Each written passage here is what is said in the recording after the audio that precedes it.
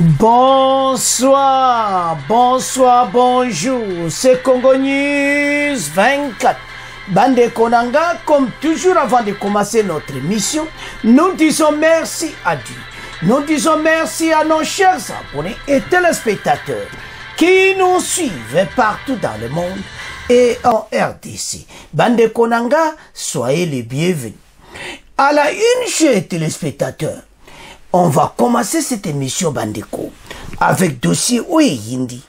Bandeko, Bemba, Aza, na Okatanga, Alikasi et Paiwapi, usine de production d'explosifs et équipements militaires. Akeko inauguré usine Mwana Bandeko. Donc, Makambweza Kosakana Mote Kalate, Bisomoto Monosala ba bombe. Et ça la connecté, peut-être qu'on développe ensemble, Bandeko, on a ça chauffe déjà. Deuxième point, chers téléspectateurs. Révélation troublante sur l'agression rwandaise RDF 123, groupe de journalistes Bandeko, il y a européen même, lobby sur Oyo Kagame Azosala na RDC. Bandeko, ça somme. Et ce qui est grave, lobby même, ndeni ba français ba koti masolo oyo me basali musala kitokote. Alors bana mboka tozala connecté peut-être développer mon émission na biso. Kaka na deuxième point bandeko, on va parler sur bandeko oyo kaka offensive de FARDC, ça continue. Cette fois-ci bandeko oyo kaka somo ante Kabayonga Irundi don oyo kaka c'est mardi souka oyo kaka de bombardement de FARDC tozala connecté. Chers téléspectateurs, émission Nabisi Bandi. Et comme étant autosolo ensemble, ma solo yamboka. Bandeko, toko kende directement na Oyo Balobi na Likasi. Et pas wapi gouvernement, azo sala usine, bandeko yako sakanate. Usine wana, ezali pona production. Ya bisomoto mano sala explosif. Makaba armement donc makabo ebele bandeko na ngai. Donc na niveau militaire tika biso moto bana osala ba munitions parce que tozala nyonso ba bombo zoma ba explosif aminene sana na mokili eza biso. Alors biso moko tozala ba matière ou esala kayango. Alors fatile akena ki Chine ba yoga kina ba chinois était au lieu que biloko ekena kana Chine esala makasiko na EDC ba chinois na kata masolo. Match za mobulu. Alors Bemba akene ko inauguré bandeko usine wana na Likasi. Masolo kitoko. Yante sa ba congolais mboke zoke na direction ya propriété oyo kane esengo. Ils sont arrivés à Likasi et pas wapi bazo bongisa yango. Chers téléspectateurs, peut-être vous connaissez, peut-être vous ne connaissez pas. Ba matériel et belé ba bombe explosive aux hommes en monde, na États-Unis, na Russie, partout dans le monde, ba matière na ngozo uta na EDC. Même bombe aliboso quoi qui na Hiroshima na Japon, na l'ère ba guerre mondiale, ezale kakabiso. Donc tozana nyonso toko comme grande puissance, mais au senga ba congolais le temps était mboka autoconstruire yango. Parce que nous avons tout.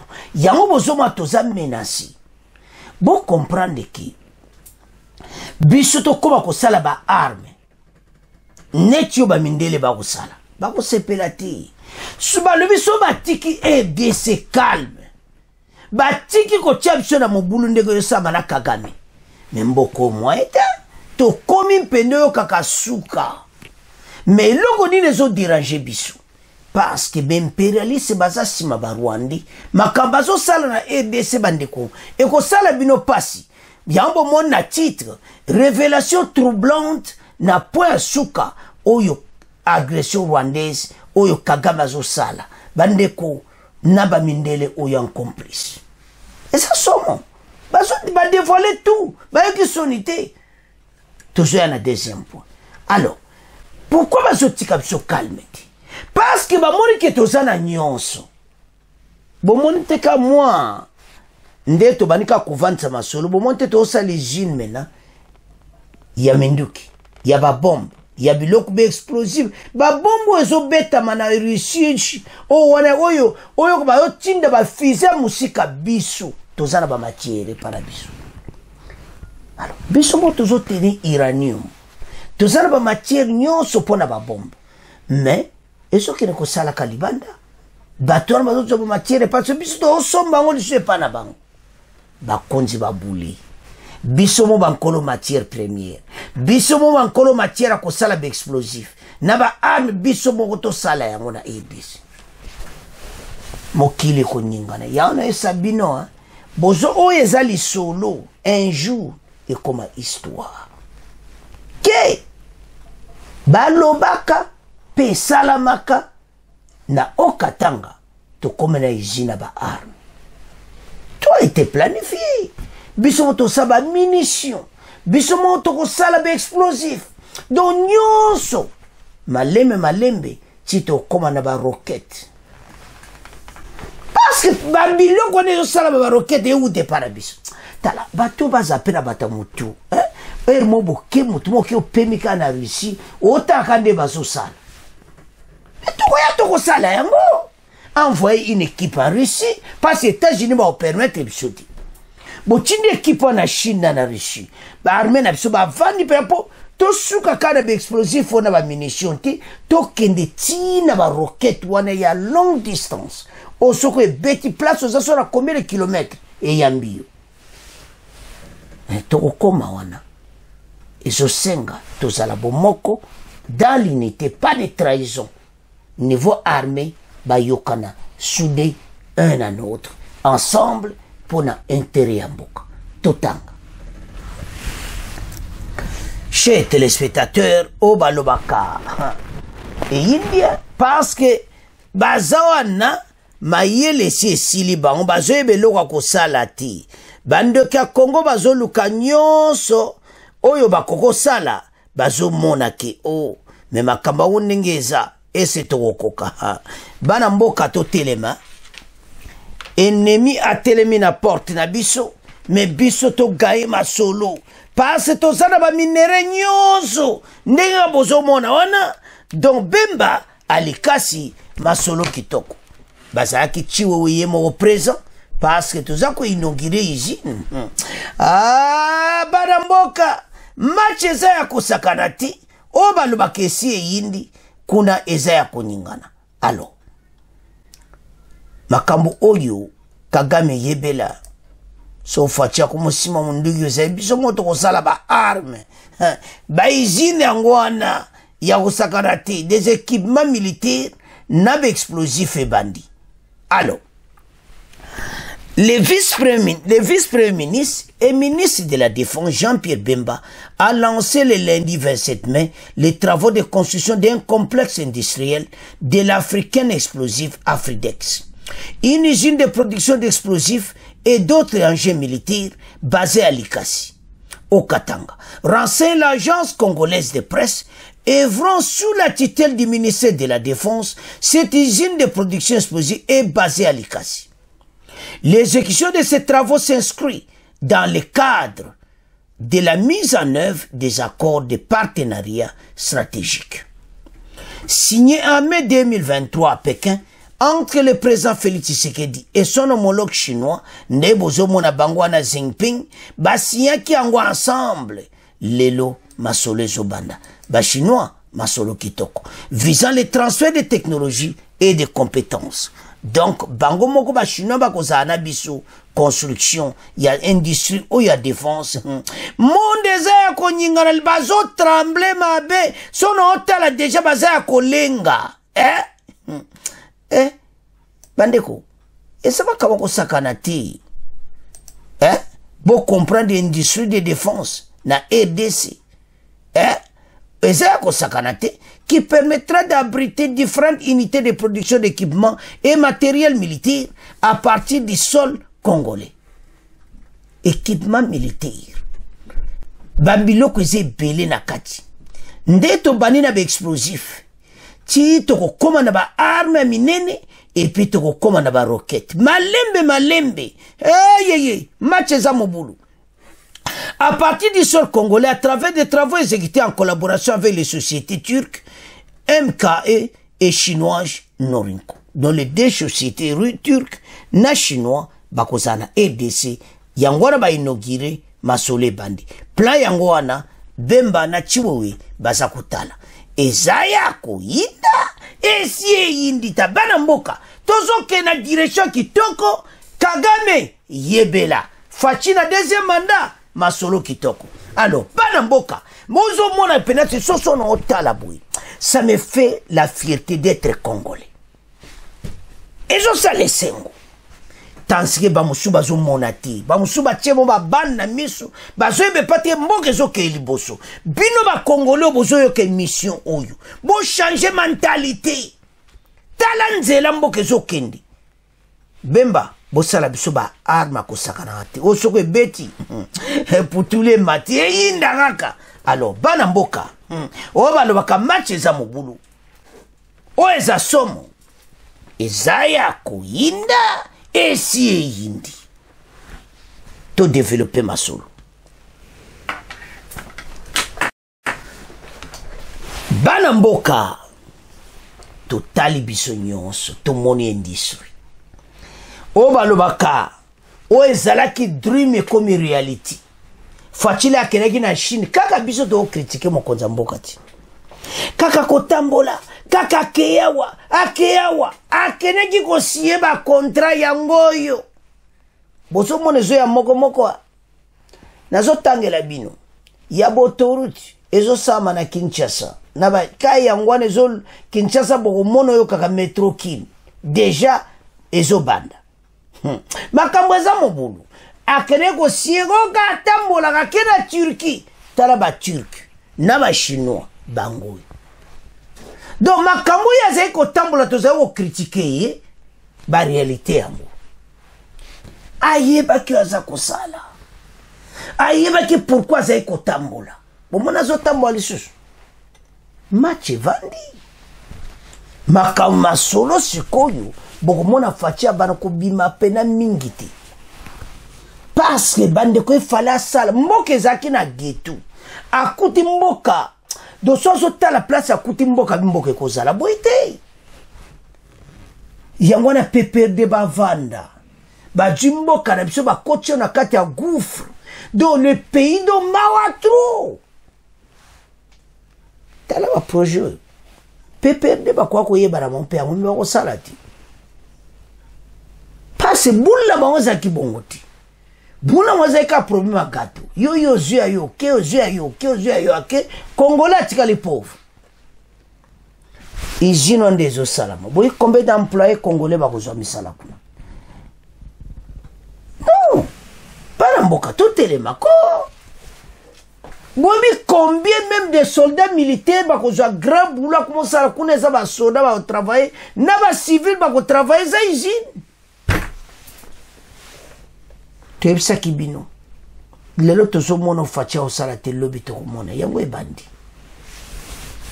Kinshasa wana ndebo zo mona ngo lelo saliti lobi ko mona obongo te makambo tozo lobeza en préparation dernièrement mona ba karo côté ka ba turc ba Kinshasa no ba ko ambelira ngo Kongolo bana yoka posa mboka na yo et belle kutenda ba pays diaspora ba ko zonga kisasa ko sala les affaires parce mboke comme bonga le problème belle ba posa ko zonga te ba zo mwana makambo belle na ne funga miti pour le moment et belle ba kikana boulot moko politique boso mona te tala gouvernement na biso po sala mezo umela parce batu nyoso banbaza ka ongo zaka ministre ongo zala kaka boy. Mais on a appris, bonne nouvelle que ce soir, ou bien demain matin, Tokoyoka yango. Boroka gouvernement somimo. Biso jato lança bino flash, était ministre de la défense, à Kotikala wana. Ministre de la justice, bazo longola, bazo changer biso ministre de la justice d'Asika. Songoye bae, kende na aider Congo Bassam. Ministre de la justice à monani. Lera okota bokoyoka. Encore maître na obeb sangote. Keneka na aider ba sango Congo mona e. Donc ministre de la justice à Sika. Mais tozo c'est la liste wala tu ba fuite d'information. Alors, tozonga na masolo na biso. To komi na hygiène maintenant na mboka. Ya ko sala minduki. ba explosif oyo zoka Kagame azotia munoko na zotinda kuna na Nord Kivu siko to sala ngo biso moko engai ba bebi na bango ba bebi na bango biso mo to sala ngo tala bandeko biso nous allons gagner cette guerre toujours sabino keza ngo makambo bango ba yiba Rwanda Uganda ba voama mais cette guerre est aussi là parce que tous les bateaux baza ko appuyer biso balingi biso. On a la Russie, on a la Chine basi mana biso balingi biso. Tandis que les Européens oyo, mais toujours la deuxième point, des révélations troublantes. Bango mo Européens mutu babimission. Match ça mobulu, mais toujours na point. Alors, bandeko usine et salami ba inauguré to commencer là-bas armée bima. Parce que biso mo ba matiero et salaka yango utake pana biso. Et comme temps, biso mo to sala. Alors, bana mboka, to komo tika, premier point na maboko na bino, to komo ke na deuxième point. Chers téléspectateurs, to komi na deuxième point na biso, bande kweza somo. Des révélations troublantes. Après wana toko ya na combat, oezo sala ba de violents combats. O tozo bunda kuna. Tozo kwa avancer. Toko beta bato biloko na denga mukiti. Mais toko banana révélation. Le président rwandais de Bomonaï, parce que na kati kuna ba lobby d'abord, ezaki investigation, il y a ba journaliste rwandais. Bande ko tolanda très bien. Parmi les journalistes rwandais, moko azai kosa reportage na Nord Kivu, na bitumba kako ya RDF 123. Il a même donné le nombre de soldats bakufaki na 2022. Oyo 13 wana bakufaki mbala moko balogoti bango. Donc 13 bakufaki na oyo kaka na suka na biloka moto. Alors Kagame akosaka kuna na Rwanda ete bazaka kabakufi kaka na et pas bakena formation parce que bango bazati na Zimbabwe. Tozo na pona. Do yako loba RDCT. Yalo peut-être bakufi na Zimbabwe bakenega mais bazo kufa na RDC na guerre zanga mutuna makolo guerre ya bakoyiba ba mineri. Alors, les Européens ont mis ce documentaire. Ba yebi pona nini ba bimisi yango.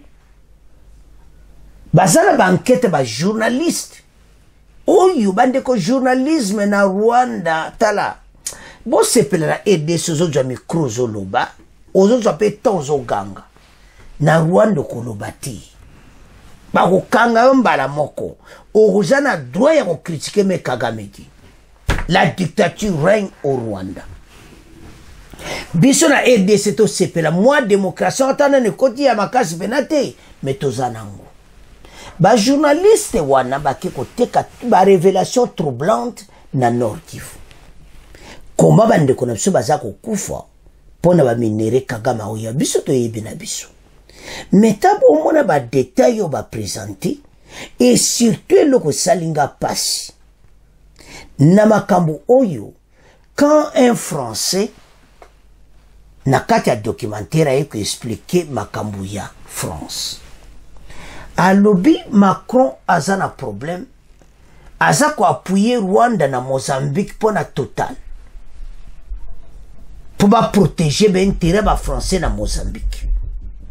Kagame aza ko aider bango kuna. Alors Kagame oyo azosala epa na biso France akomoya pekisa ye eza te bandeko bokolanda azobeta pena monoko ozomona lobi voilà mais la France il y a des intérêts au Mozambique effectivement ils savent ce qui se passe au Congo mais il y a un problème ils savent qu'il y a un problème à RDC comment faire donc moto azobeta monoko azokwa kosilisa mais un Français azokosilisa malobati pona nini wezo salama na kuna na Mozambique wezo salama na Mozambique bango ba yebi mezo salama congolais pasi mais ba moni ki bato zo kufa na RDC ils s'en foutent de tout ça soko zo tala biloko oyo ezo salama wa yango na sabino bana mboka ça fait mal bokolanda documentaire oyo ba journaliste na bango ba keko loba nyonso Et puis il y a des preuves à l'appui. Moko na bango azakebe na RDC. Basoda rwandais bazokufa ebele na est, kuna bazoloba kamosusu. Et puis journaliste wana ye ko reporter o bakufaki, les journalistes bandeko ababomai.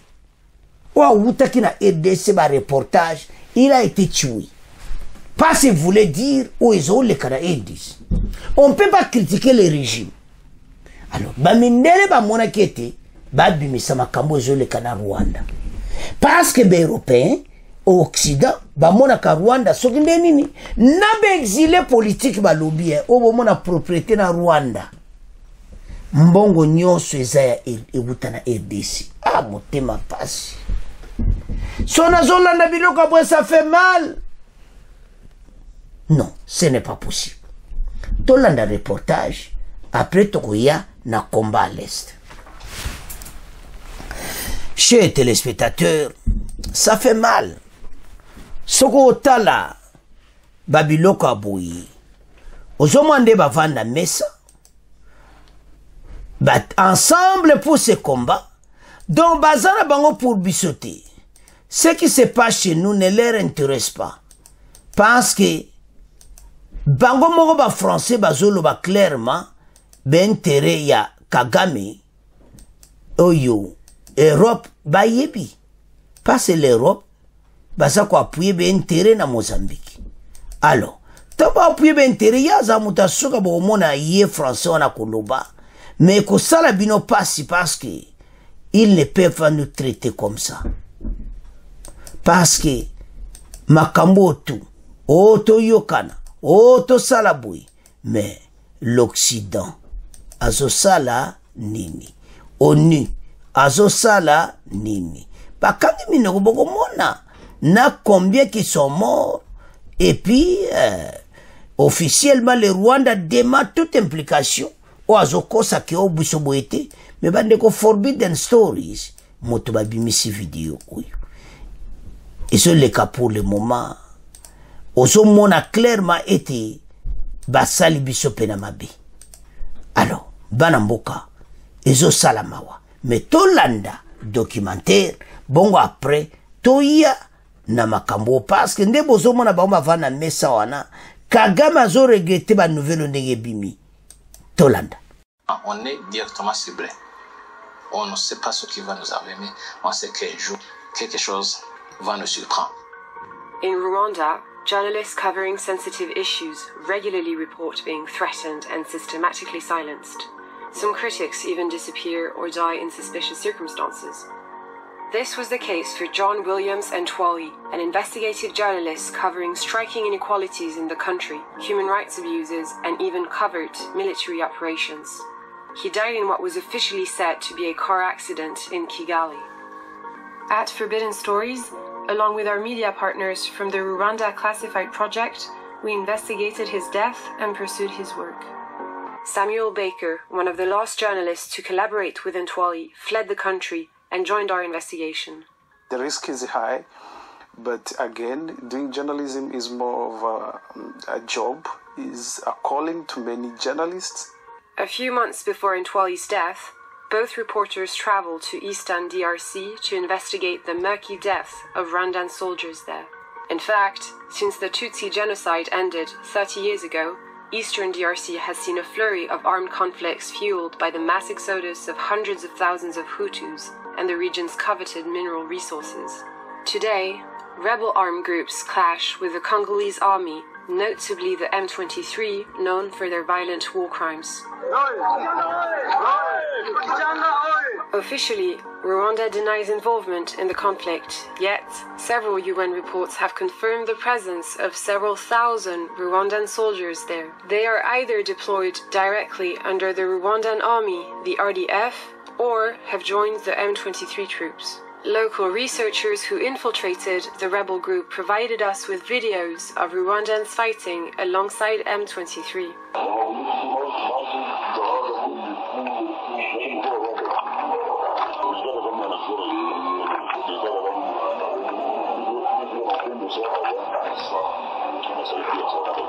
Some of the commanders of these troops, who once held high-ranking positions within the Rwandan army and even served in UN peacekeeping missions, later participated in a conflict that UN forces are striving to resolve. For former members of Kagame's administration, who are now in exile, the reason for their presence in the DRC is clear. He's obsessed with controlling the Kivu, the Eastern DRC, for reasons we all know, the minerals, the money. You've been to Kigali recently. You see how beautiful it is, how clean it is, all those skyscrapers that you see there. All those resources are not internally generated from Rwanda. We looked into the stories of several Rwandan soldiers sent to fight in the DRC, where some of them die anonymously. We identify them through social media posts documenting their passing. We were able to determine that the majority of the 13 soldiers identified lost their lives in the DRC between 2022 and 2023. Some of their families were merely told they died in service and were instructed not to discuss the matter publicly. Speaking out, this is what they will call being an enemy of the state, which is totally wrong. And people want to normalize this. No, not me. And I think we need to stand up and understand our rights and defend them. Humanitarian organizations estimate that there are about 1 million displaced people in North Kivu. Internationally, the issue is drawing significant attention. The United States and France have recently increased their diplomatic efforts to mediate the conflict, yet no concrete measures have been taken. The European countries, they say, the Eastern Congo is a problem, and we understand that. But Northern Mozambique is really positive what they're doing in providing support, especially from the French side, support to Total and their business interests there. So we have to take that into consideration. They think and present themselves as presenting a siloed approach where we'll condemn Rwanda here, but we'll encourage Rwanda there. And that's just not, it's playing into the Rwandans' hands. I mean, the EU is continuing to make deals with Rwanda. The EU is continuing to promote Rwanda. And that's fine, but they're not doing it at the same time as actually holding Rwanda publicly accountable for the abuse that M23 is committing or the RDF is committing in Eastern Congo. Alors, bandeko, tolandi biso nyonso. Les États-Unis et la France ont récemment accru bayebi nyonso ezoleka. Mais basale le côté mpona bango bazotala befort diplomatique balingo basale ezaki na ngokaka elo mokote et n'aboutit à rien. Des pays européens bazati chotali ou français wana Lewis Moj o le mutasuka y a expliqué comment ba français bazana problème. Ba français bazo kokate koloba na Kagame parce que ben intérêt na bango na Mozambique et pas ba aussi porter total pour na makambo na bango ba français pour la pétrole. Alors Kagame azo supporter bango pour appuyer RDC. Bon biso don ni mayango bana mboka to développer ma solo après Togoya na FARDC offensive na Nord Kivu. Bandeko tolandi biso nyonso. Donc soko zotala dossier ezo sala pasi na ndenga mokiti. Siko biso tondima makambuyo. Ba français ba yebisa biso pe tondima. Tolandi français wana suka documenté. Kagame na mboka na ye azana problème sérieux. Batu bazana situation moko difficile. Bino boyo kansaki Rwanda eza proba mais bazana ba difficulté dictature ko sagrati. Ba zolinga kudi yalongwa. Kagame balingi ete na mboka na ye. Bazo souffrir. Ndenge ba exila bazolo ke mboka ba otongo bazo yiba minéré pa na biso. Et c'est pour combien de temps ya kozala? Ya kantia kozala na pena libela. Donc idée ya zanango na ba support na za kozwa akomona makamu na ye. Be européen occident bazo banga biso que un jour ya zo sala biso ekozongela ye. Pourquoi ba kufa makama FDLR na mboka na so bazo banga ti? mais oboloba ka FDL rezande biso moko penza to koti pe to bengani prison de Fatia Lubaki parce yim to cha désordre na Rwanda donc lelo soto tu un président rwandais ou asapena bien et c'est tout mais ayeba ete na RDC biso za ko avancer tozo kende malamu après Fachi président muso akokota na kama ko zape mususu yango tozo loba na ba congolais to supporter mboka za direction kitoko bolandi wanati obe européen ba osala biso wa mundele mutalobiti un français yemo za donc baza dans un embarras pourquoi parce que Macron azana likamba ko loba na Kagame lisusuti on bana facha tineke mukumba kuna yo mona sani silence akoloba ne lokonini Kagame azana vrai boulot na bango na Mozambique azo intérêt à total pour na beba pétrole boba kipe biso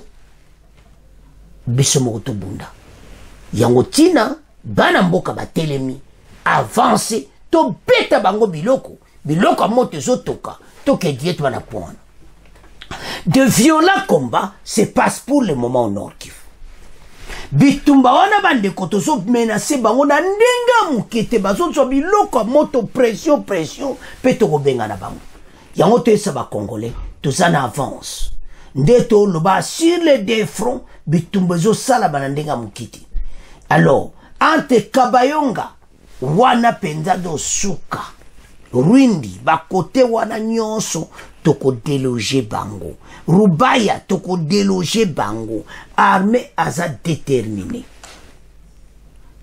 boya suko ko seka biso to sabire ki tozana armée ndenge tozawa toko repousser bango pe toko benga na bango tala ba feto ba sana bunagana Kiwanja Kichanga avant fête de l'année ba kosala honte je vous assure avant la fin de cette année toko récupérer mboka ndenge makambo ezokende loba autre makambo se ndenge toza ko avancer na force to anango ne ba konti ba osoma ba matériel ne to la information passée bato ba na attente totanga ba combat ndenge zoleka des révélations voilà combat phare DC RDF 123 de violents combats opposent l'armée congolaise aux rebelles RDF 123 bandiko oyoka kasuka dotoza pena ko menacer bango à l'attaque qu'on a à l'est c'est mardi 28 mai 2024 sur l'axe Burundi Mirangi entre Kuku et Kabayonga dans les territoires de Rutshuru. Selon des sources sur place, des détonations d'armes lourdes légères sont entendues depuis la zone depuis 9 heures locales. Elle évoque les bombardements de FARC ici. Biloko moto milingeza kokita, ce qui empêcherait l'avancée des RDF 123 vers Kabayonga. Donc bazata na place à kokendete parce que tozo beta bango pena biloko moto.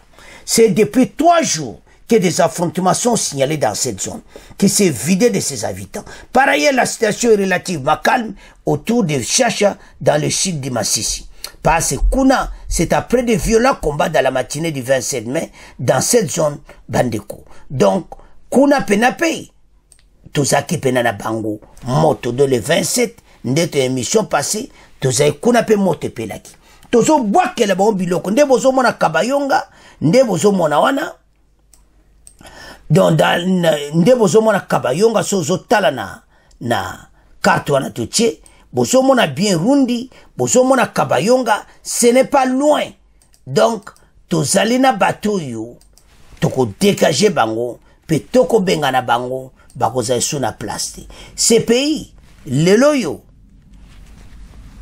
président Rwanda ko sekande ba sekana Macron na ba COP na bango Mozambique ndeba dévoiler bango na ba groupe ba experts journalistes européens bazana problème bande ko soba journaliste le ba vandeli makambo Rwanda osana mboka na biso bazana raison mais boye ba été Macron COP na Kagame kalate et kofoari alors bana mboka botala ce qui se passe bitumba tozo menacer bango na ndenga mokiti ndete olobawa ba bombe sokita Alors, tolanda moi extrait bongo to avance. Des violents combats opposent l'armée congolaise aux rebelles du M23 ce mardi sur l'axe Burundu-Lemirangi. C'est entre Kikuku et Kanyabayonga dans la chefferie de Bwito, territoire du Rutshuru. Nous sommes au Nord Kivu. Selon les sources sur place, des tirs d'armes lourdes et légères sont entendus dans cette zone depuis 9 heures locales. Elle parle des bombardements de FRDC qui empêcheraient l'avancée des rebelles vers Kanyabayonga. C'est depuis 3 jours que des affrontements sont signalés dans cette zone complètement vidée de ses habitants.